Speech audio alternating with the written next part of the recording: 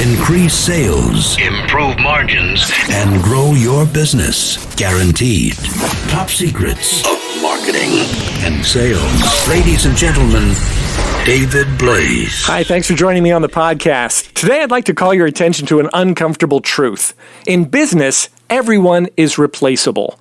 The person in your organization you think is replaceable? Replaceable. The person that person thinks is replaceable? Replaceable. The people in your organization you think are not replaceable? Replaceable. You, me, all of us, we're all replaceable. Now, the purpose of me telling you this is not to make you feel sad or hurt or inconsequential or unspecial or irrelevant. In fact, quite the opposite. Because while we're all replaceable, some are harder to replace than others. And I believe it should be the goal of each and every employee to work to become as hard to replace as possible. Because the easier we are to replace, the more likely and the more quickly it is to happen. I'm sure there was a time when people thought John D. Rockefeller, Henry Ford, and J.P. Getty were irreplaceable to their companies. Same thing with Steve Jobs, Bill Gates, and Warren Buffett. And while we may argue that their replacements may never live up to their legacies, it doesn't change the fact that all of us eventually will be replaced. It's easy to pick out the people we think could be replaced, and many of the people we think that about are probably thinking the very same thing about us. And it's true, we're all replaceable. So why do I keep saying that over and over? Because I believe it's actually very empowering. If you think that other people are replaceable and you're not, you won't treat them well and you'll have no incentive to improve yourself. If you think that you're replaceable but other people aren't, you'll devalue yourself, live life in the shadows, and have a harder time living up to your potential. Each of us has our own skills, strengths, and unique abilities, and we're far stronger when we're developing those skills, learning, growing, and striving to be the best we can be, because the better we are, the more likely it is that someone else will see that value in us and want to reward that value.